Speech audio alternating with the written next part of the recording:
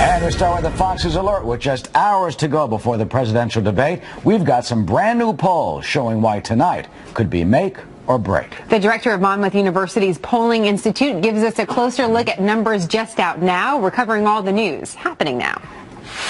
I think they are going to see that Donald Trump is unfit, unprepared, and over his head.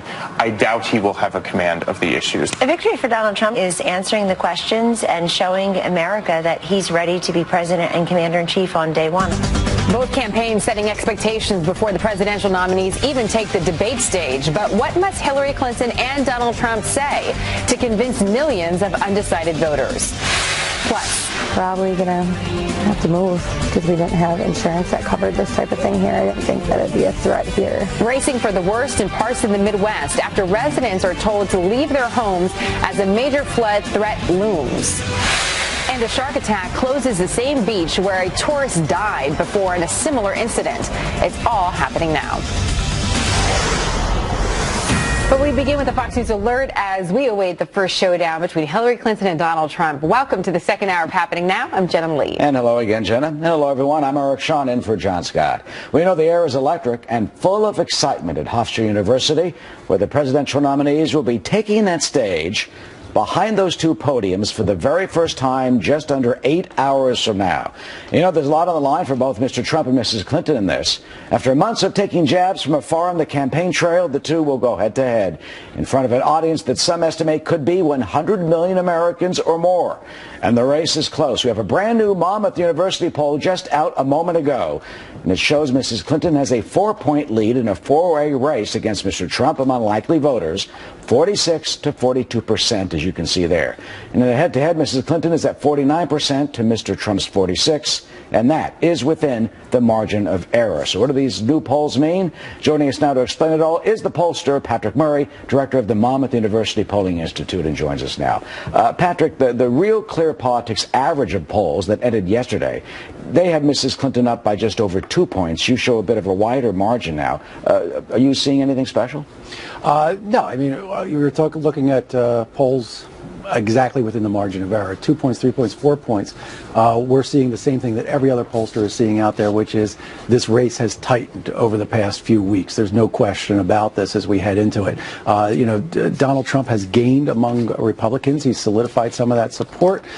He's gained among independents, and that's helped push this into a much tighter race. And you have Mrs. Clinton was up, what, about 7 points? Yeah, we had 7 points just a few weeks ago. So she's lost 3 points? Yep. Yeah, and it's mainly because Donald Trump has gained support. Her support, about 46%, is about where she was a few weeks ago. Donald Trump has now gone from about 38, 39% to his current standing over in the low 40s. And what are you seeing with the independents? Is there any trend or movement there? Yeah, we had Donald Trump throughout the summer had been leading independents by about 2 points. In August, Hillary Clinton pulled ahead there by about 5 points. Now we see a decided Donald Trump advantage among independent voters by about 7 or 8 points. So the independents now are breaking more toward Trump? Yeah, exactly. And there's these few persuadable voters that seem to be moving around a little bit. And I think, a big question will be, will this debate matter tonight to those voters? You talk about the few persuadable. I mean, any idea how many there are? I mean, they're the ones that are going to be watching tonight who haven't made up their mind, thinking, right, deciding which one. Yeah, I think probably we have about 20% of voters who could potentially move, and I would cut that in half in terms of people who would really move off of where they are right now. The question is, are they going to watch tonight? I think one of the things that we found in our poll is that when we asked about the debate, we found that most of the people who are watching this debate are already locked into their position. The persuadable voters are going to hear about what happens in the debate afterwards.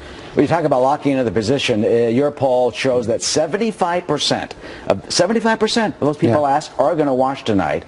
Well, like 18% say no. Maybe they'll be watching Monday Night Football. 3% are going to watch clips. But what was so astounding about this poll, there's the huge number. Why they think this could rival the biggest events ever on television with more than 100 million people. But when you ask about changing your mind, watching tonight, is it going to make you change your mind? Look at these numbers.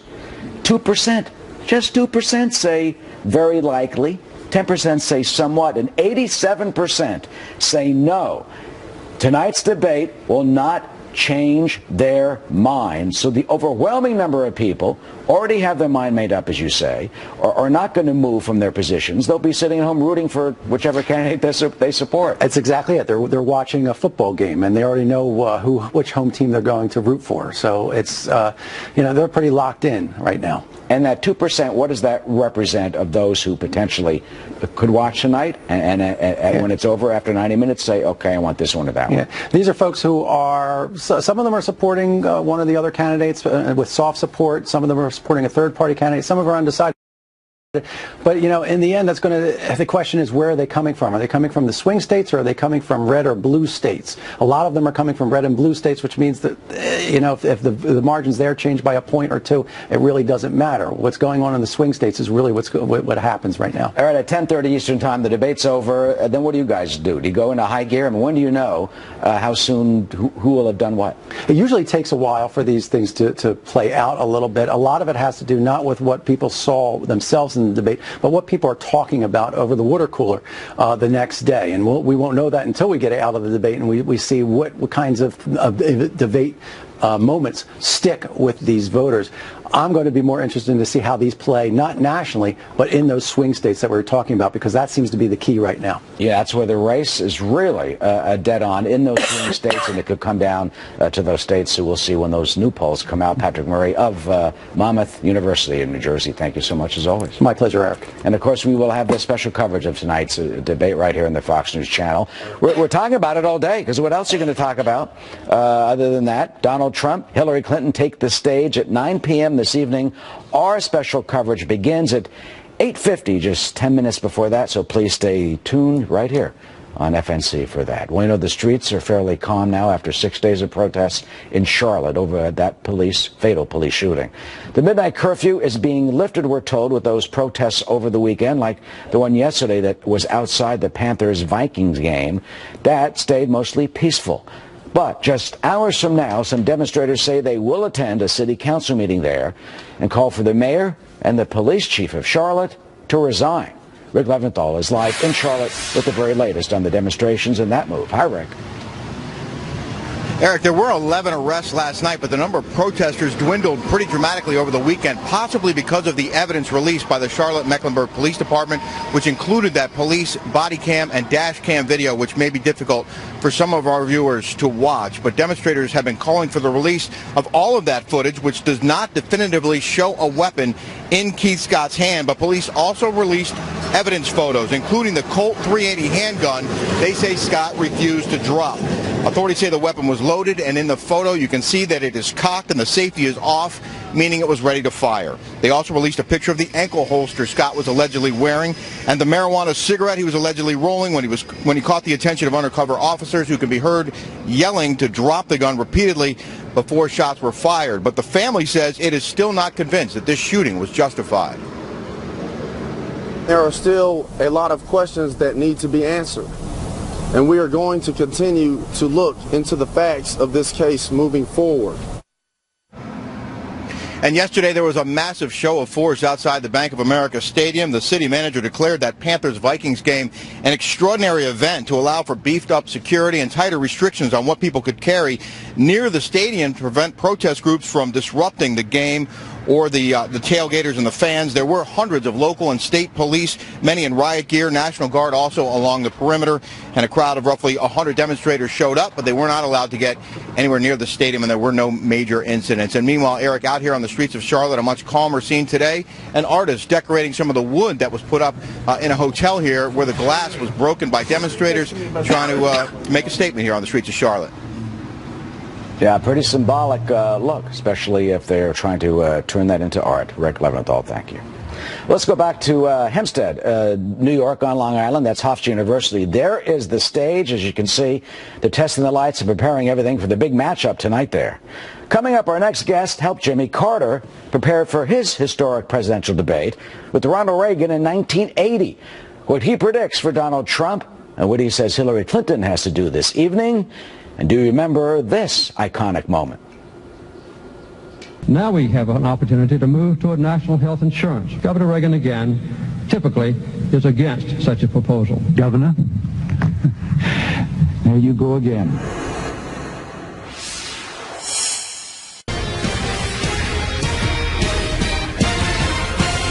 Donald Trump will have to think about what he said in the past, his disparagement of that reporter that you saw in the screen with disabilities. He's going to have to think about the names he's called to Gold Star families, to Mexicans, to Muslims, and he may try to, he's a good television performer, so he may try to adjust for that. Hillary Clinton's campaign chairman giving something of a preview ahead of tonight's presidential debate. As many as 100 million viewers are expected to tune in. That would break the current record of 80 million set during the 1980 presidential debate between Jimmy Carter and Ronald Reagan. Sam Popkin played Reagan in mock debates with Carter. He was also involved in debate prep for Bill Clinton and Al Gore, and he's our guest now. Sam, great to have you on the program. Good morning. I want to hear all your stories, but first I have to come clean with our viewers. During the A block, which is our first block of this program, I had a coughing attack. I had to leave. Poor Eric. I had to leave him. I had to leave the studio. And this is something that happens on live television every once in a while. And I'm curious if this happens to either candidate tonight. What do they do? They take a glass of water and they try to act like this is just a normal person talking to people. If they don't panic, they can look graceful and on top of the world. If they get embarrassed and ruffled and say, I never do that, then they get hurt badly. I'm sure you handled it very honestly and naturally, and that's what they have to do. I snuck off set as quickly as possible. So it wasn't exactly my most graceful moment, but you do what you can when you're on live television, right? I mean, that's part of it. What are you gonna, if you have to sneeze, you sneeze and you say, excuse me, and you go on. Yeah, they are normal human beings after all. It's a good reminder for candidates. But you have to remind them that they're normal human beings because they don't like to admit it. Yes, as we all don't every once in a while. Let me ask you a little bit about debate prep. I'm always so curious about the person that plays the opponent and how much that person embraces the character. So did you dress up like Ronald Reagan? Did you try talking like him? Did you try to replicate his mannerisms? How did you do it? Well, first, Ronald Reagan was a man who worked very, very hard to polish like a jewel the paragraphs he used.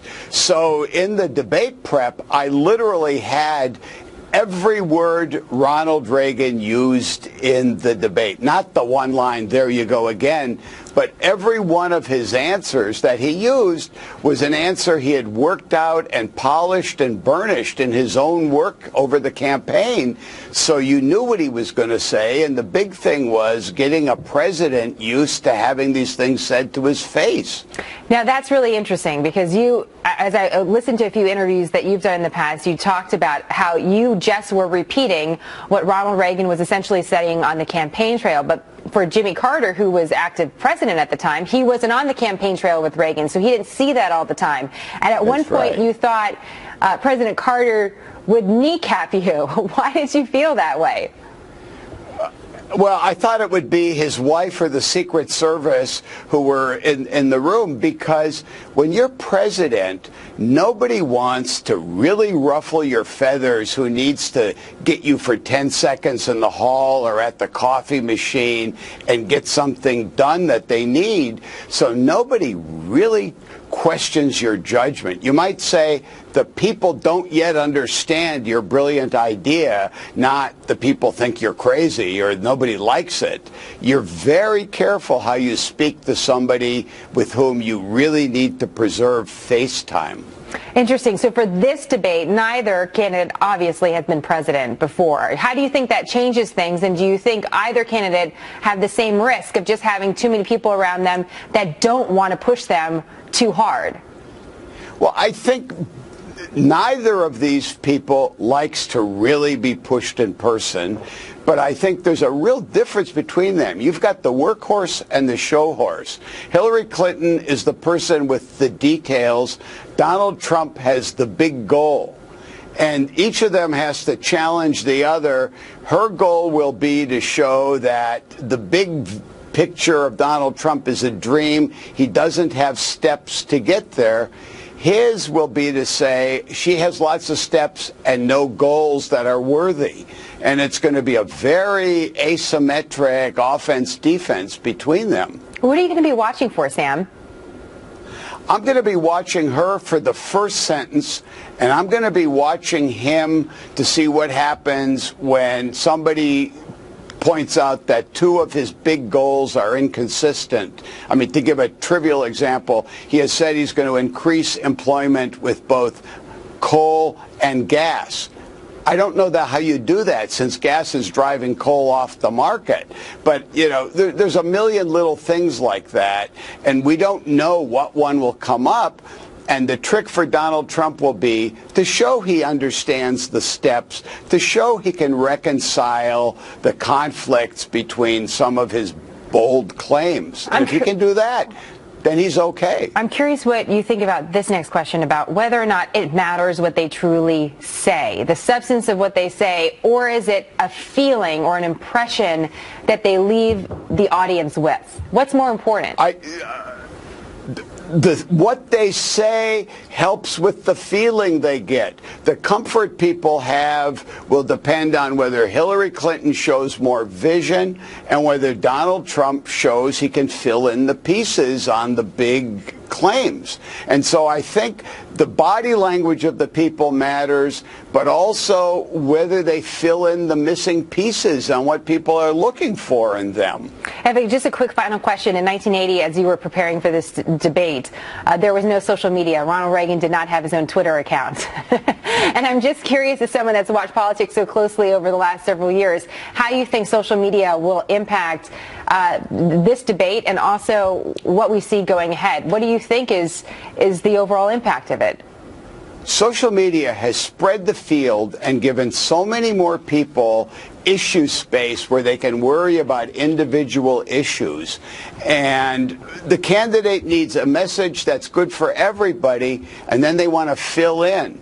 Donald Trump did a better job than imaginable at filling a niche within the Republican Party, but there's a difference between getting a passionate 30 and an acceptable 50%, and he has to move into a bigger market, and Hillary Clinton has to reassure people, and they both need social media to do it.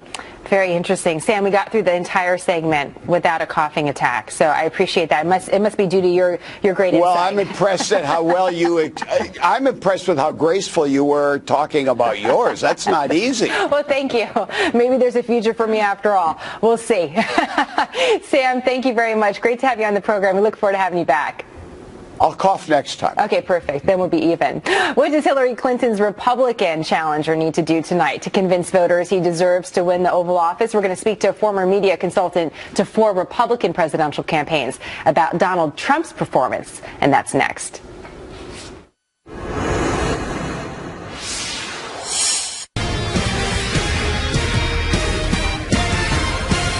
We're all very aware of who she is and how she operates, and we sort of agree with Senator Obama in 2008 when he was running against her, and he said Hillary will say anything and do anything just to win. That's the Hillary Clinton that we're prepared for. Kellyanne Conway speaking with Harris Faulkner last night. Donald Trump's campaign manager talking a little strategy as we count down to the first presidential debate.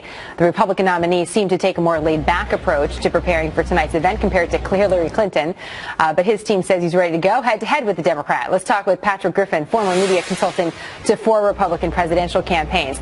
Patrick, I'm just curious overall, if you could sort of sum up your experience for our viewers. Is there a theme that comes up every time you kind of jump into a campaign with a Republican that you feel is important that Donald Trump achieves tonight? You know, I think, Jenna, more than anything else, this is not so much about substance tonight. Yes, we all understand that Hillary Clinton can talk policy. She can talk policy all night long. She's good at it.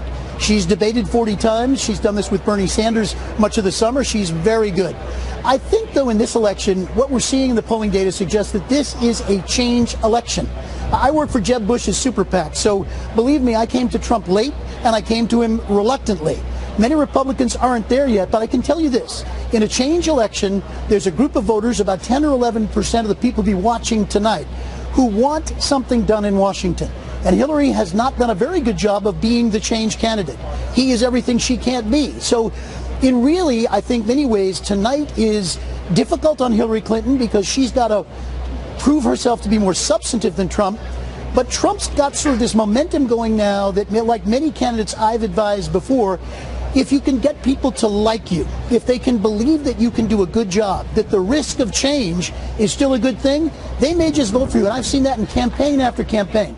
So get them to like you, show them you can do it. So what is the number one mistake that Donald Trump cannot make tonight? I think he's got to be very, very careful that we see a new dimension of Trump tonight. Not the Trump we've seen during the primaries. The primaries are over. There's a very narrow slice of the electorate that might just be willing to hear another sales pitch from Donald Trump. He needs to do it gently. He needs to do it with a command of issues to the extent he can do it. And he needs to be very careful how he hits Secretary Clinton. I think that women are a very important voting bloc here. They are watching tonight. They're very smart voters, and I think many of them would like to give Trump a chance. The question is, how does he behave and comport himself with Secretary Clinton?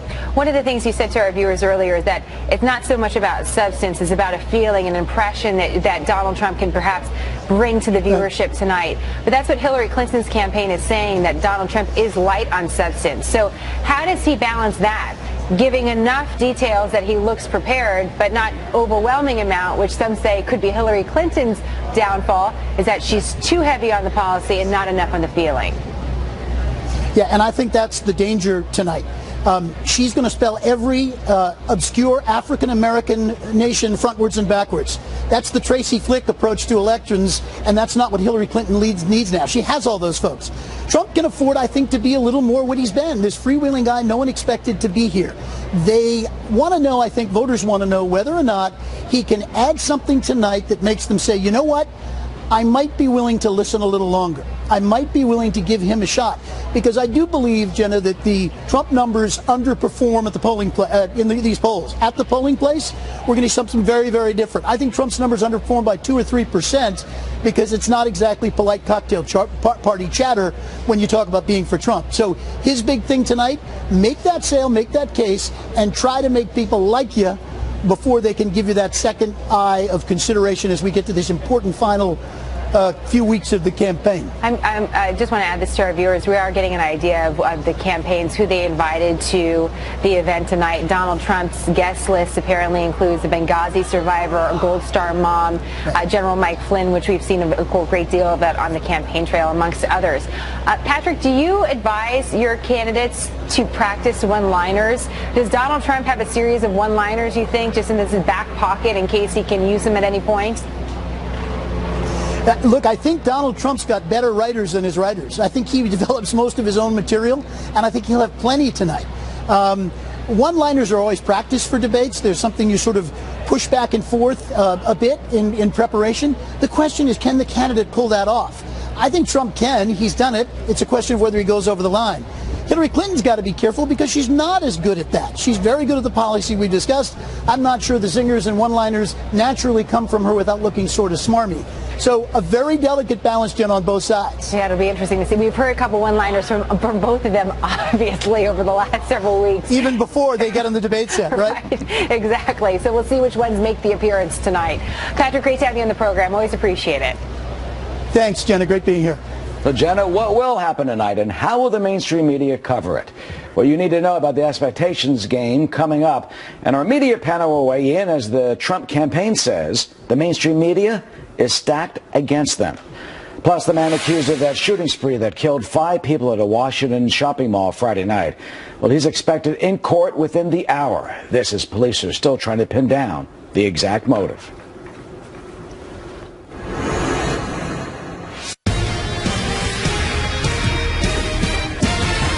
Well, as we count down to the showdown between Donald Trump and Hillary Clinton in the first presidential debate tonight, the media already weighing in with expectations. So how will they handle what happens on that stage about 7.5 hours from now? Joining us is Alan Colmes, host of the Alan Colmes Show, nationally syndicated by Fox News Radio. Kelly Rydell, columnist and commentary writer for The Washington Times. Welcome to you both. Hi. Alan, good to see you.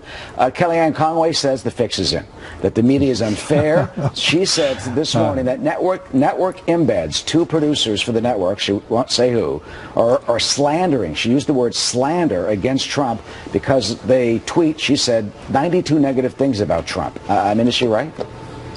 Look, I mean, Kellyanne Conway also kind of skated on the lie that Lester Holt is, Trump said, oh, he's a Democrat. Well, actually, he's a registered Republican. And then her response was, well, he didn't know one way or the other, so it wasn't really a lie. This is the expectation game. They're out to get me. It's rigged. It's rigged against me. This is the game he's playing with the election. It's the game he's playing with the debate. And that's what he says to his audience. You see, how can I even win? And then anything he does above that is considered a victory. So basically, they're trying to spin it that way? Exactly. Well, and they're not wrong. I mean, according to an Indiana University, according to an Indiana University survey, a mere 7% of political journalists and journalists overall are Republican. We're talking about Lester Holt.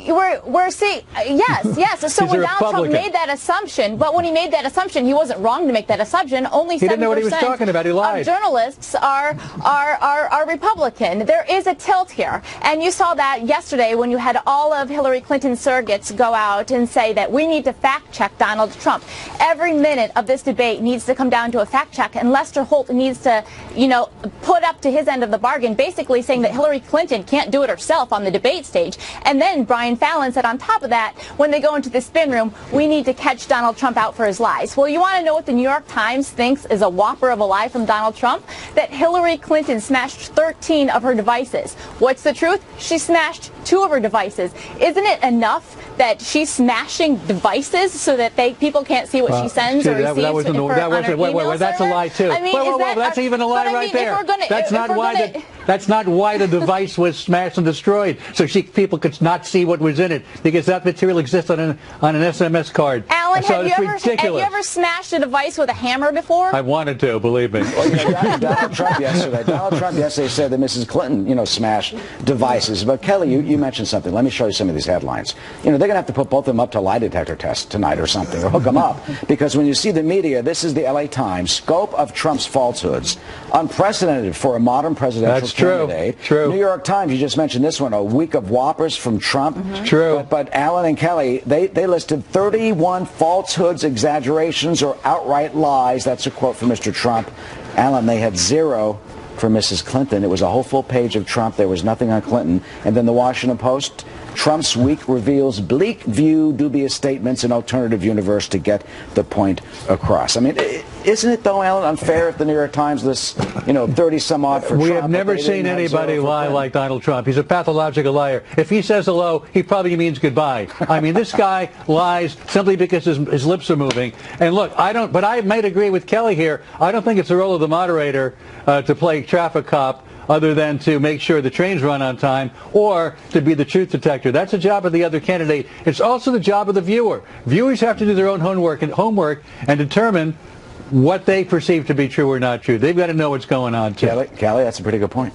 Well, yes. I mean, it's exactly the role of the candidate is responsible to fact check the other candidate on the ground and to think on their feet. With these fact checkers, though, I mean, we really have to, fact checking has become opinion journalism with a heightened sense of objectivity. I mean, Politico said that Donald Trump told a lie by saying that ISIS was an unbelievable threat, saying that was subjective, the threat of our time. I mean, this is absurd. Some of the things that they're fact checking Donald Trump for his, truthful hyperbole. He says things in an exaggerated form to make an overall point. It's gotten to the point of just ridiculous. So tonight we'll look for any potential fibs, falsehoods, oops moments, and potential outright, slanderous lies. But finally, the dynamics. Alan, I look back to 2000. I was in Buffalo covering the debate between Rick Lazio when Mrs. Clinton was running for Senate. Remember this moment? Well, in the room, it didn't look like that much. Rick Lazio walks over to her, and you're like, ooh, look, he's walking over to her. Okay. But on television, it became a firestorm. What is the difference between the dynamics of what happens in the room and what we will see on television tonight? Well, things look a lot different on TV. The visuals are different. It looks a lot smaller than the actual size of the room. So when you see it on TV, it looks like he's right in her face. Rick Lazio, funnily enough, had some good advice, like don't leave the podium, which is probably very good advice for Donald Trump. Yeah, what do you expect tonight, Alan? I expect that the expectations for Donald Trump are so low that if he doesn't spit up for an hour and a half, or if devil's horns don't grow out of his head, he may do better than expected. All right, Kellyanne, what about those devil horns?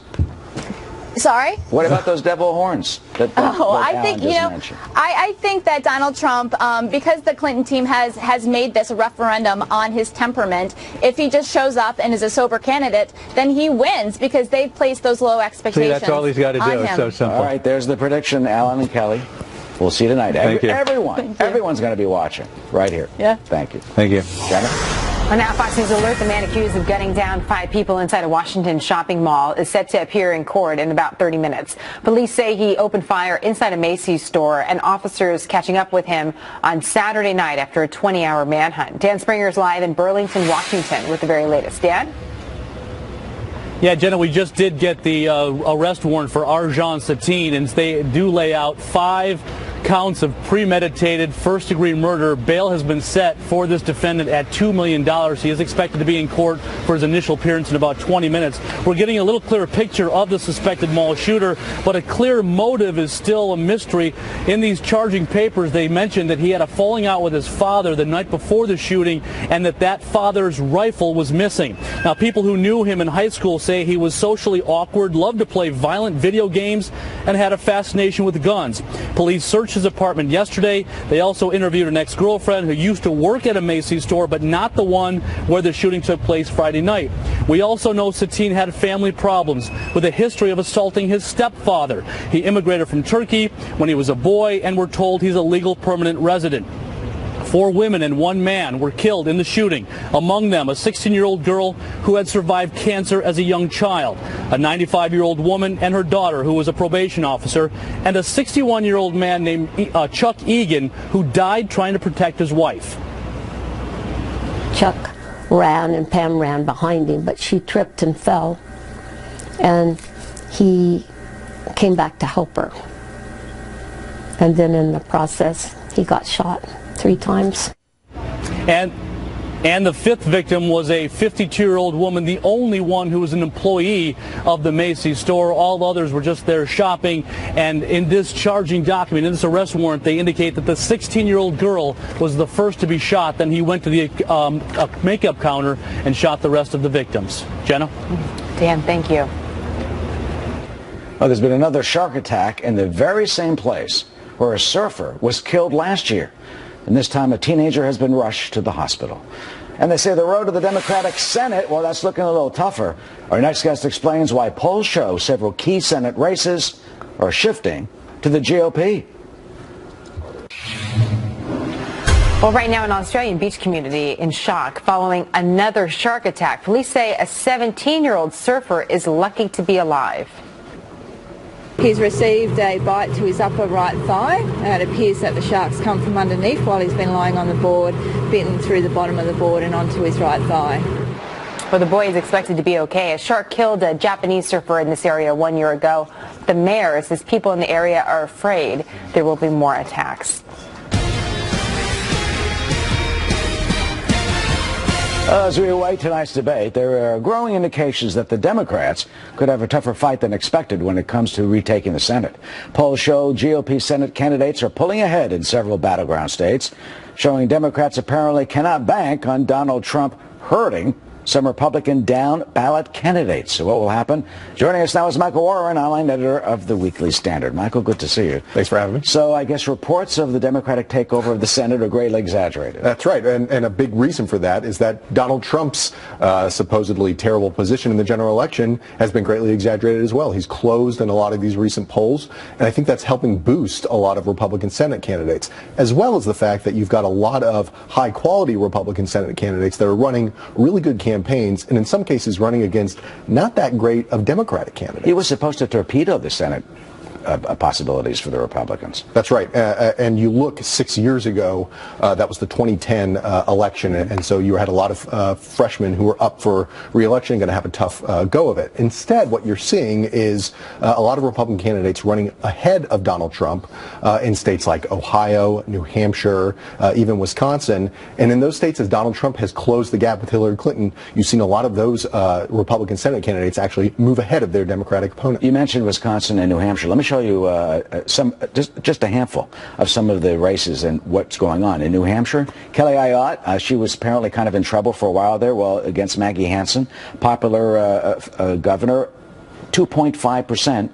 Miss Ayotte is up, according to Real Clear Politics. Mark Kirk, well, Tammy Duckworth, the Democrat, is 2 points ahead of him in Illinois, but that's a big Democratic state. Wisconsin, as you mentioned, Russ Feingold, Democratic challenger to Ron Johnson, he's up by 6 points. That's a lot. And Richard Burr, well, he's down by 1 point. Deborah Ross, his opponent, the Democrat, up by 1%. I mean, you got a real varied group here. Who do you think, first of all, is most hurt by Mr. Trump? Well, I think Mark Kirk in Illinois is a perfect example. If you could imagine somebody more of a mainstream, more moderate Republican running at the top of the ticket, Mark Kirk would have a better chance going against Tammy Duckworth, who really isn't that great of a candidate, but she seems to be doing a lot better because of that. I think somebody who is actually in a weird way helped by Donald Trump is Kelly Ayotte in New Hampshire, who you mentioned. She and Maggie Hassan are really kind of evenly matched, and she was getting Kelly Ayotte was getting hurt by Donald Trump's position. Now that he's moved up a little bit and also doing well in that Maine 1st congressional district, very similar to New Hampshire, you're seeing Kelly Ayotte able to kind of get a bit of a bump there, where she already had a slight advantage. And he was in New Hampshire the other week. That's right. So that all is the old tail. Remember? You know the word I'm trying to say. That's right. Your tail thing. The tail that wags the dog. Right? You go in with the tide. The old FDR. Oh, right. Of course. Right. That you get to be helped by the top of the ticket. That's right. Bottom line, Democrats need 5 seats. Do you think that they will get that to retake the Senate? It's harder to say that they can do that at this point. In a weird way, you could see where Donald Trump's boost gives him not quite enough to win the presidential election, but does boost enough of these better Republican candidates to hold on in places like certainly Ohio, where I think Rob Portman's going to hold on, but even places like Pennsylvania, where it's still hard for Trump to win that in the presidential election. But Pat Toomey has a better shot than we thought maybe 3 months ago. You look at all of those states and the ones we mentioned, you really have a harder time seeing Democrats winning or at least keeping it even than you did 3 months ago. Well, the Senate may surprise us. It's been a surprising race so far in this contest. Michael, thank you. Thanks. Janet? Well, Eric, a race against time with the river about to crest way above flood stage. Many houses already submerged as thousands of folks forced out of their homes prepare for the very worst. We're live at the Fox Extreme Weather Center next.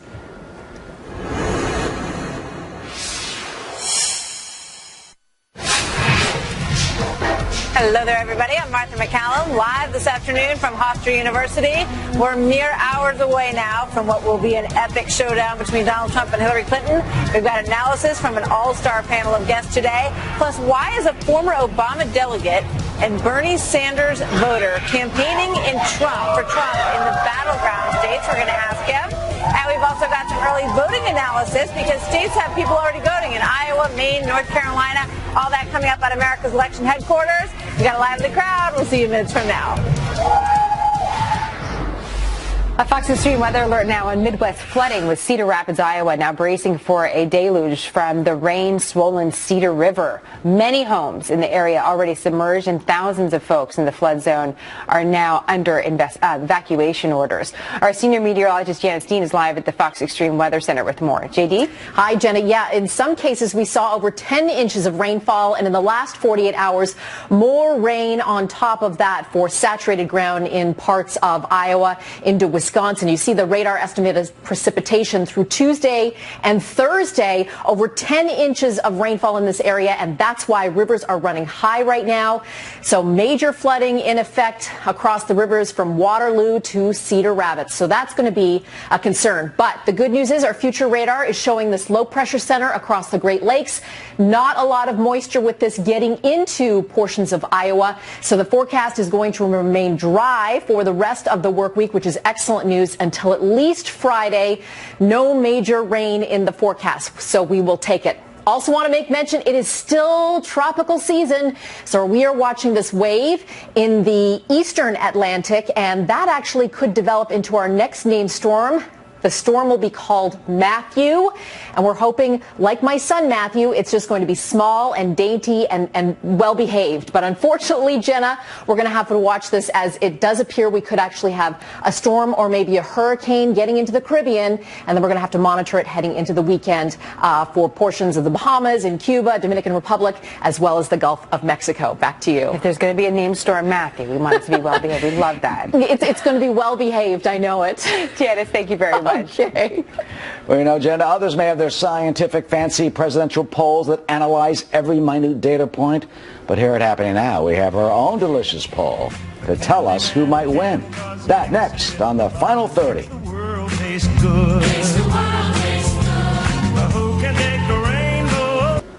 Well, you know those fancy polls that have all that data and all that? Well, here's a real poll. This is the Happening Now chocolate bar poll. I went to the supermarket, and look what I found. This was at the checkout counter. I see. The dollar Trump and the dollar Hillary Clinton, it's $1.99. Okay. So there's the box of 12. I wanted to see which one sold more. That could indicate who will win. Right. And wouldn't you know it, they were tied. Well, Both just like even. the polls. Give me one of those. You got it. Thank you, Eric. Okay. All right, and thank you for joining us. America's election headquarters starts right now.